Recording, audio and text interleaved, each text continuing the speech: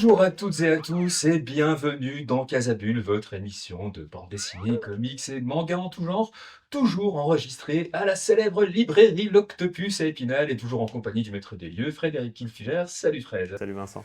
Alors Fred, c'est la dernière de la saison, donc tu nous as préparé et concocté une belle sélection de bandes dessinées à lire en vacances, par exemple.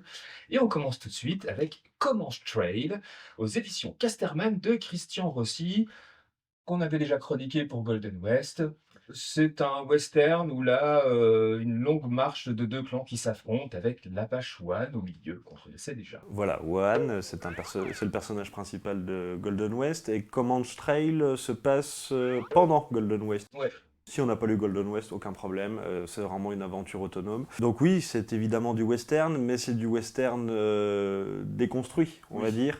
Parce que déjà, la figure principale, c'est un Indien, ce n'est pas ni un soldat, ni un cow-boy. Donc déjà, voilà. Ah, de toute façon, il y a très peu d'hommes blancs Voilà. dans la bande dessinée. Ouais, clairement, c'est un récit sur les peuples autochtones, et c'est un récit sur une quête personnelle, parce que Wohan a été exclu de son clan. Soi-disant, il portait le mauvais œil. Et donc, il va vivre beaucoup d'aventures. Et là, il va se retrouver pris entre un conflit entre Deux tribus indiennes deux tribus différentes. indiennes différentes. Ouais. Lui est au milieu et il a bon cœur. Donc, Oui. il va considérer, il va aider Bah, les plus opprimés. les en plus fait. opprimés. Et voilà tout le cœur du récit. Ouais. Comment un opprimé prend la défense d'autres opprimés face à... Oui, c'est pas les méchants, c'est pas les gentils, c'est des moins opprimés, on va dire, Oui. qui ont... C'est des cultures différentes. C'est des cultures aussi, différentes, et parce que puis, il y a une question de respect, il y a une question de fierté surtout Voilà. là-dessus. C'est vraiment une plongée dans le cœur de la culture amérindienne, et quand je dis culture amérindienne, je vraiment schématise grossièrement, et c'est même tout le problème, c'est que on a mis tout ça dans le même sac, alors que c'était pas du tout les mêmes sociétés, c'était pas les mêmes approches culturelles, et c'est justement cette friction entre différentes tribus indiennes qui est le cœur du récit. Et bon, alors déjà voilà, ça c'est déjà un côté vraiment le scénario ultra riche, Oui. plein de rebondissements, plus resserré que celui de Golden West. Ouais. Et puis surtout, Rossi, ça reste un des derniers grands maîtres du dessin réaliste, Ah, c'est clair. formé par Jean Giraud. Ouais. Il est au sommet de son art. Et il y a des couleurs acryliques évocatrices dans ses dessins, et c'est hardi, c'est puissant, hein, le Il y a, dessin. il y a vraiment des choix de mise en lumière, surtout. Oui. C'est la gestion de la lumière qui est magistrale. La couve rend bien l'idée avec cette gestion des ombres, ces déserts complètement écrasés de soleil, ces couleurs ultra vives, aveuglantes. Mais en même temps, c'est ça l'Amérique. Et ouais, c'est vraiment un grand western, mais avec ce pas de côté qui permet de renouveler le genre, qui permet d'apporter autre chose, de découvrir d'autres cultures. Avec la nature qui est vraiment au centre aussi de cet album-là, qui est une vraie une part belle à la nature aussi dans ses dessins, comme tu disais sur la lumière, et aussi sur le mouvement. Et il a une capacité à rendre le mouvement aussi qui est assez exceptionnelle dans ces dessins-là. On en apprend plus sur les Indiens, sur leurs lois et tout ça. Et c'est vrai que c'est complètement différent des westerns qu'on a l'habitude de lire ou de voir au cinéma. Ça s'inscrit dans la lignée vraiment des westerns modernes qui utilisent les codes du genre pour parler de mémoire, de douleur, de quête intérieure aussi. C'est une bande dessinée magnifique et mélancolique, où la route du guerrier devient autant un voyage spirituel qu'un chemin vers la rédemption. Ça s'appelle donc Comanche Trail, c'est aux éditions Casterman et c'est de Christian Rossi. Alors d'un western à l'autre, mais une espèce de western un peu différent, tu voulais nous parler de La Soldadera aux éditions Ilatina d'Enrique Breccia, sur un scénario de Walter Savage. Alors oui, un western, mais pas tout à fait. Non. Ça se passe pendant la Révolution mexicaine, donc au tout début du XXe siècle, et on suit une jeune femme, la fille du plus riche homme du Mexique, donc qui a tout le pouvoir, qui mange dans sa main, qui est plantée à l'hôtel par son Futur mari. futur mari, et qui décide de rejoindre les rangs de Pancho Villa. Alors là, ça passe vraiment pas. C'est ça. Donc, elle décide d'aller rechercher son mari pour l'assassiner. Ouais. Et donc c'est une espèce de quête inversée, tout bêtement, parce qu'on a l'habitude il faut que ça finisse par un mariage heureux, avec des enfants et tout ça. Et Pas là, on du commence tout. totalement à l'inverse. On commence par un mariage totalement raté. Voilà. Et une quête de vengeance assez violente, assez. Mais c'est même. Ça prend aux tripes. C'est vraiment viscéral comme réaction. C'est pas une réaction réfléchie, c'est une réaction émotive puissante. Ouais. Et en fait, cette Ah, il touche, s'est foutu de moi, il va voir ce qu'il va voir, quoi. Voilà, c'est ça. Et évidemment, la Soldadera va être accompagnée par d'autres brigands, voilà, Voilà. on va dire ça. Des hommes, encore une fois, très guidés par leurs émotions. Il y a un soldat déserteur, mais qui est complètement suicidaire. La seule chose qu'il veut, c'est mourir. Il y a un photographe américain qui, lui, ne veut que prendre une photo de Pancho Villa parce que ça lui assurera la La fortune gloire, et la gloire. ouais. Que des humains en demi-teinte, Mm. pas de héros, clairement pas. Et tout ça sur fond de révolution prolétarienne. C'est encore l'école argentine. Ce que j'ai vraiment apprécié aussi, c'est vraiment ce côté très politique. Parce que Pancho Villa, défenseur des opprimés, Ouais. et là, évidemment, cette jeune femme, issue de la noblesse, pas vraiment de la noblesse, mais de la haute bourgeoisie, va se rendre compte qu'elle a été élevée dans la douceur, dans le confort, Dans un écrin. dans les privilèges. Ouais.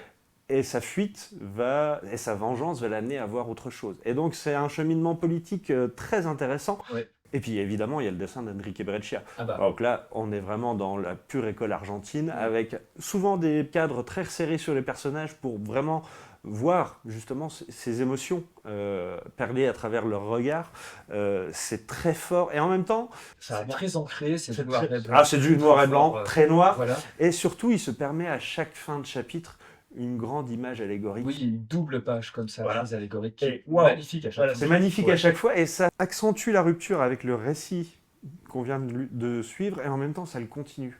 C'est vraiment très particulier comme manière de raconter une histoire, mais ces images, ça forme un espèce de petit résumé de ce qui vient de se passer en une seule image que vous prenez pleine gueule, quoi. Oui. C'est un bouquin coup de poing en fait. C'est un bouquin de révolution, à la fois de révolution interne, à la fois de révolution politique et de révolution graphique aussi. Voilà. C'est un album qui est présenté comme une aventure à la croisée de Il était une fois la Révolution et du bon, la brute et le truand. Parce qu'en plus, c'est un peu comme ça. C'est quand même très drôle. Oui, Très cynique, hein. Il faut aimer l'humour noir et les retournements de situation un peu grinçants comme ça. Il faut pas trop s'attacher au personnage. Clairement, il y a spoiler alerte. mais ouais, c'est vraiment super. C'est quand même porté par le souffle de la révolution mexicaine et on voit un Breccia déjà au sommet de son art. Donc ça s'appelle La Soldadera, c'est aux éditions Ilatina, c'est d'Enrique Breccia et de Walter Slavic.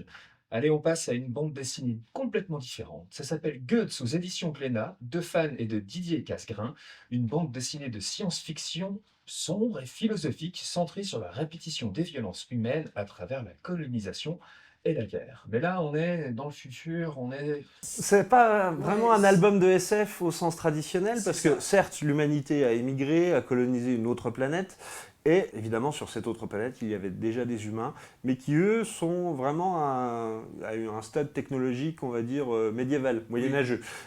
Viking presque. Viking, voilà, c'est ça. Ouais. Et donc, il y a ce mélange de ultra-technologie, et évidemment, les humains terriens utilisent cette technologie pour asservir les autochtones. Oui, bah, c'est pas leur idée au début, hein, parce que bon, on a merdé sur la Terre, donc on va aller coloniser une autre planète, mais on va pas refaire les erreurs qu'on a déjà faites sur la Terre. Sauf que L'humanité étant ce qu'elle est, C'est ça ça. recommence. ça recommence. Et donc oui, il y a ce mélange de SF et de fantasy presque, parce que rien que la couverture fait quand même très heroic fantasy traditionnel. Et surtout des propos très politiques, hein, avec des logiques de conquête, d'exploitation, de violence, de pillage, d'asservissement, de viol, d'accaparement des terres. Tout ça est dans cet album. Et c'est ça qui est vraiment surprenant, c'est que sur la forme, on a un vrai récit d'aventure divertissant, mais sur le fond, c'est beaucoup plus Réfléchis. réfléchi. Ça fait partie de l'intérêt de l'album, donc j'hésite à le spoiler. Je vais quand même le faire, mais en fait, c'est inspiré d'un roman de Jean-Paul Sartre. Oui. Donc, waouh. Oui, on se dit, science-fiction, Décalé. fantasy, décalé avec Jean-Paul Sartre, qu'est-ce que c'est que ce gloubi-boulga? Ouais, mais ça marche. Ouais. Ça marche parce que Fan, qu'on n'attendait pas spécialement là d'ailleurs, hein, parce que quand même, dessinateur de Joe Bartim qui adapte du Sartre, c'est pareil, c'était pas dans le bingo 2026 de la BD, Ouais. mais c'est ça qui est intéressant. Il le fait avec beaucoup de sincérité, beaucoup de respect aussi pour l'œuvre, même si, alors évidemment, il y a des libertés. Hein. Bon, moi, j'ai pas lu le bouquin de Sartre, mais Le bouquin, c'est le diable et le bon Dieu, hein, on peut le dire. Voilà. ça reste un très bon récit de science-fiction fantasy sur fond de réflexion philosophique sur qu'est-ce que le bien et le mal, à, à quoi bon l'humanité, à quoi l'humanité est-elle bonne, Oui. et donc, Des questions sur la liberté aussi ouais. très prégnantes dans cet album. Parce que évidemment le personnage principal, c'est un rebelle, Oui. un autochtone, qui c'est un bâtard, il a toujours été très mal vu par son entourage parce qu'il est intrinsèquement méchant.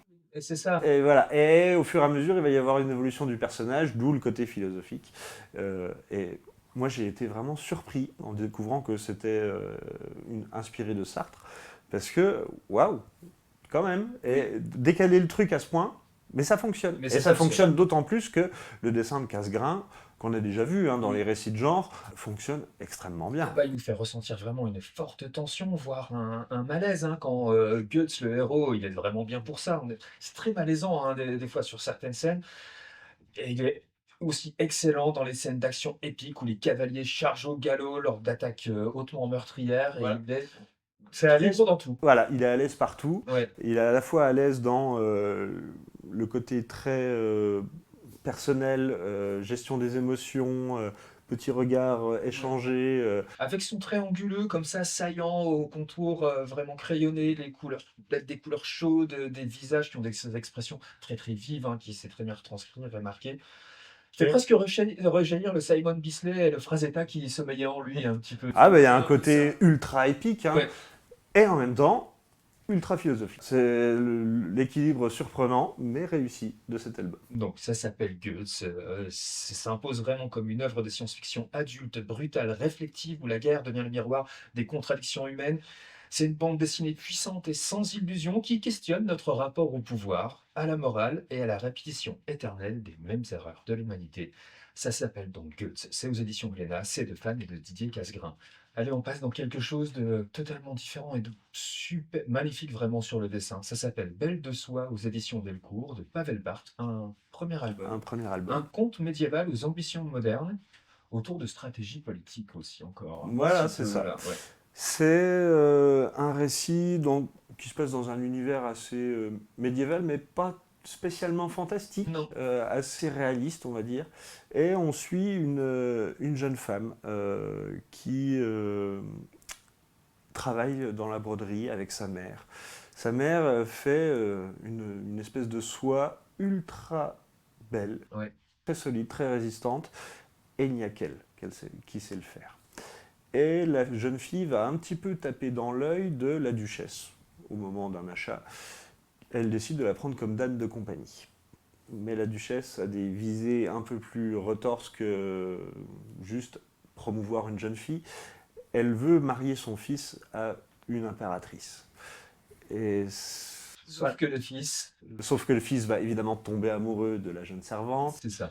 que ça n'arrange pas les affaires de la duchesse, que l'impératrice a aussi des vues sur un autre. Enfin, c'est un polyèdre, je ne sais pas. Il y a vraiment des relations entre beaucoup de personnages, beaucoup de non-dits, beaucoup de jeux de dupes. Voilà, c'est vraiment un album sur comment on dupe les autres et comment on se dupe soi-même.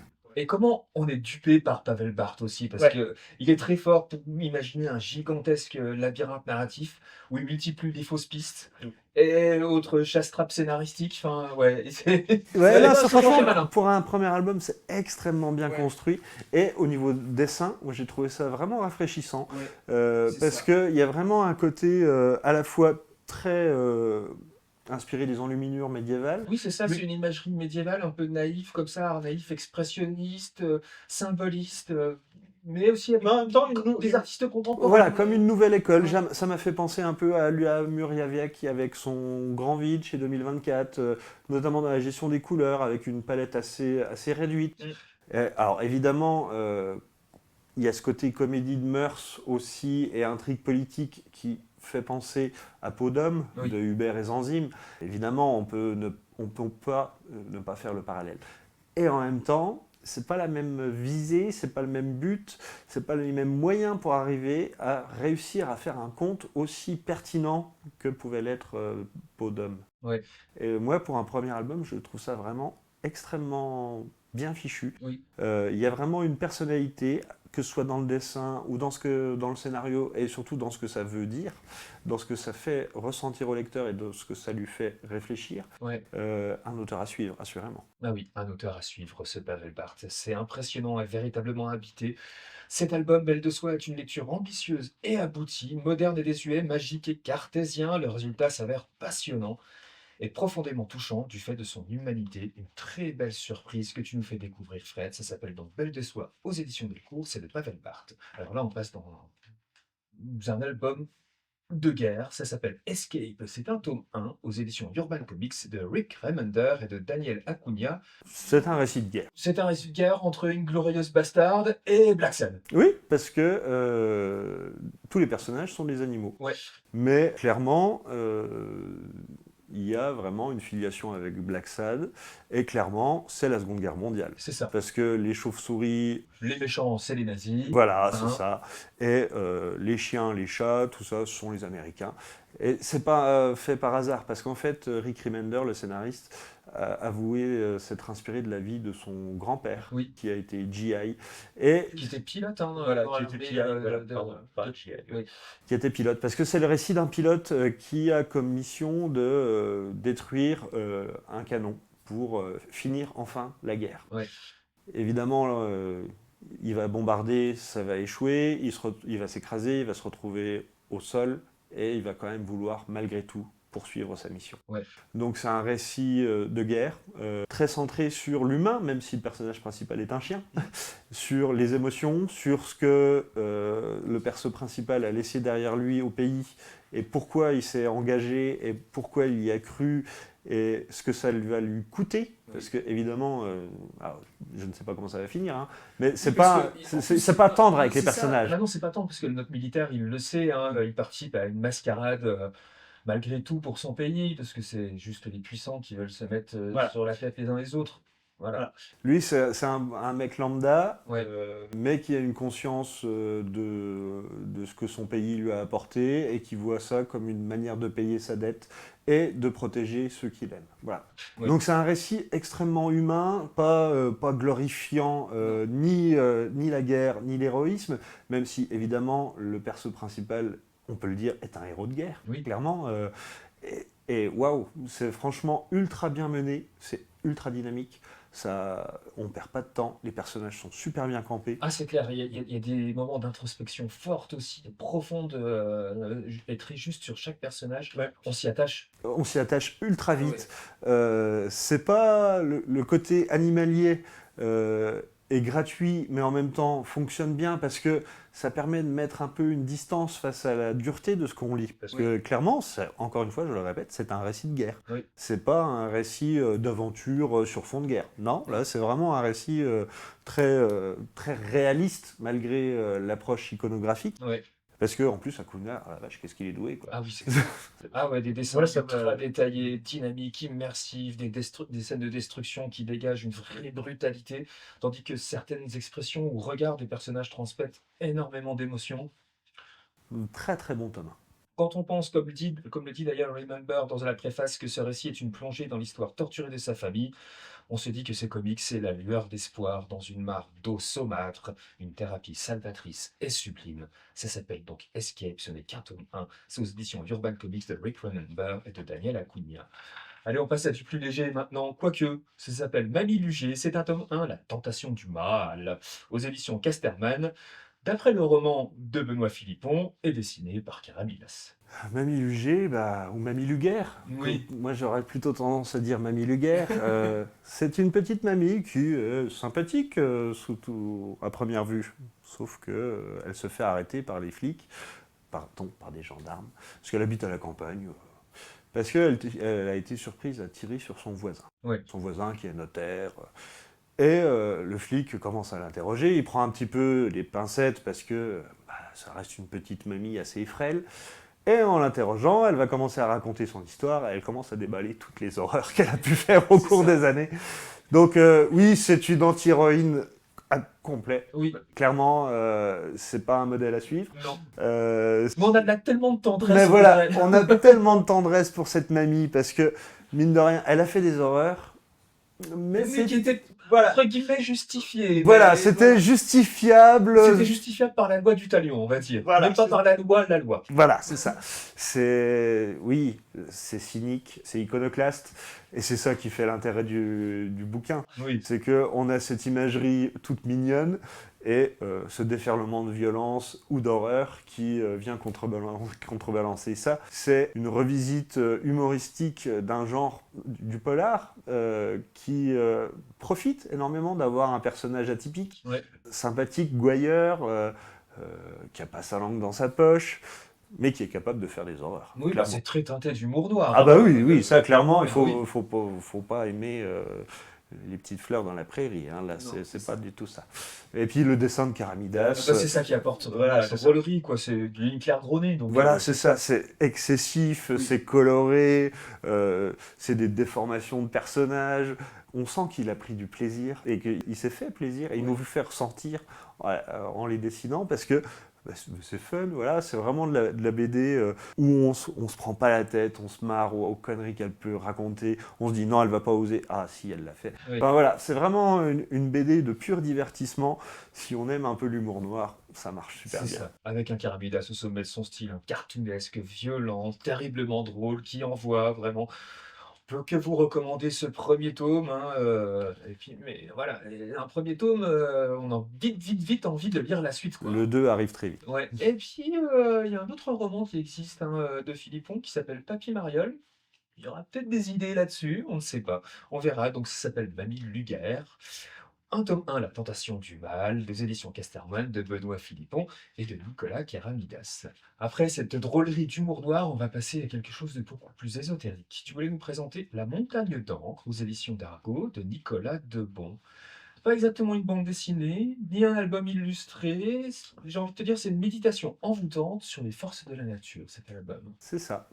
Nicolas Debon habite pas très loin de Saint-Dié. Il s'est beaucoup inspiré de ses balades dans les montagnes vosgiennes et de la beauté de la nature. Et il a mélangé ça avec de la philosophie ou Asiatique. spiritualité asiatique, Oui. très taoïsme, Oui, shintoïste, bouddhisme. Pas un truc vraiment très arrêté, oui, sur justement le rapport de l'homme à la nature, ce que ça peut amener, évidemment, à l'homme,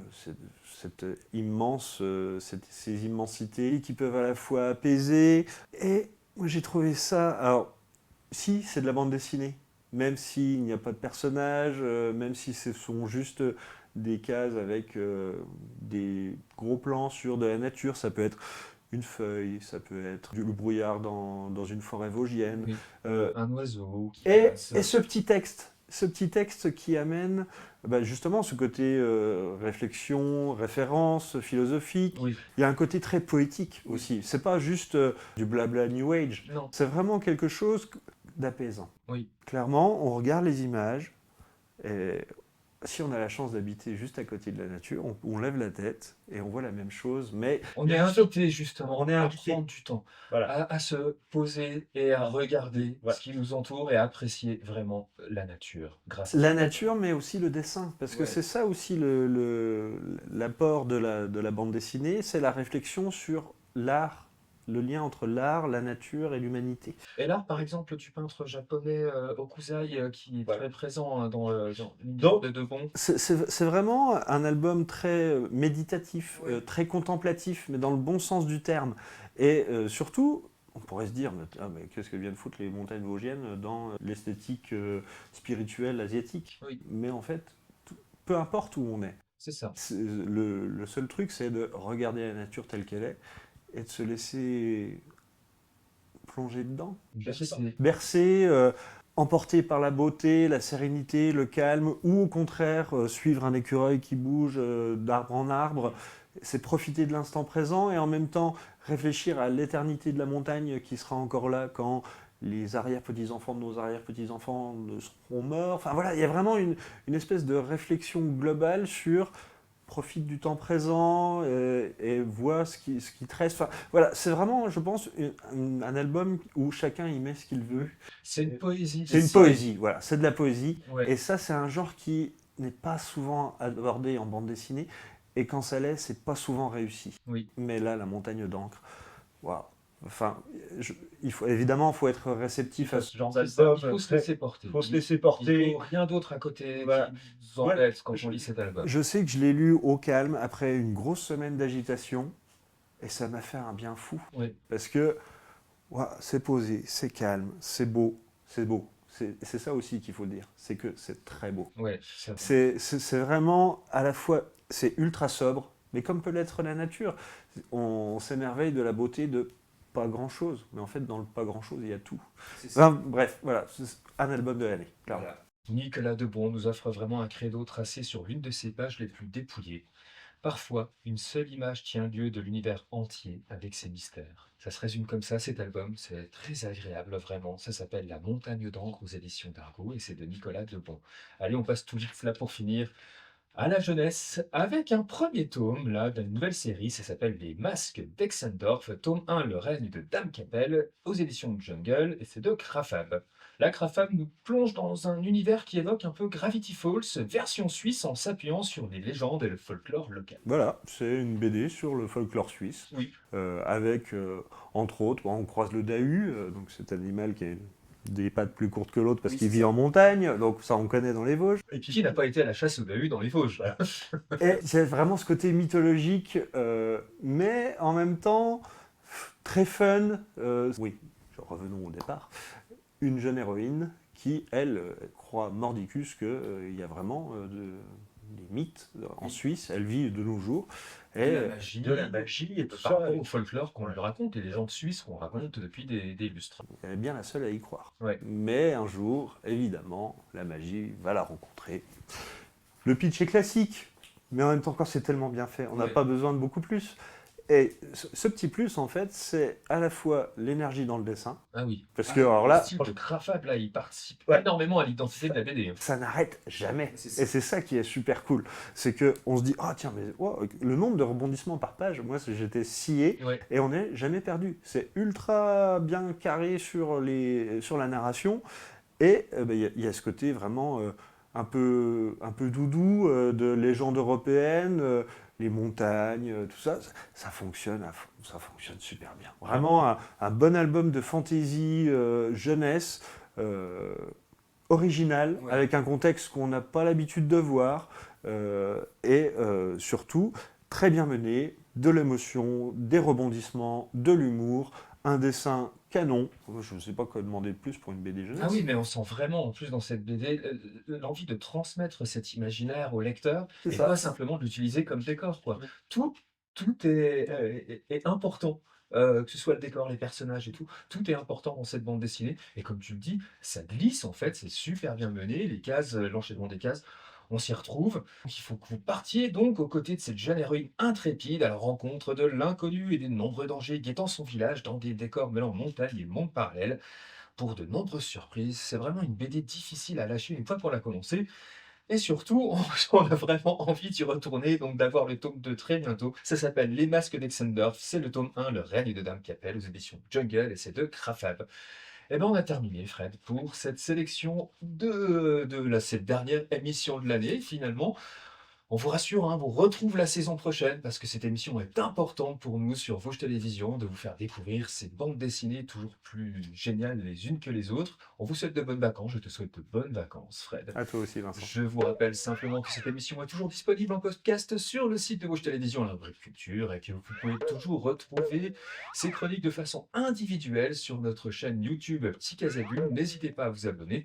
Je vous souhaite de bonnes vacances. Il est maintenant temps d'éteindre votre télévision et de lire de la bande dessinée. Salut à tous et à la rentrée.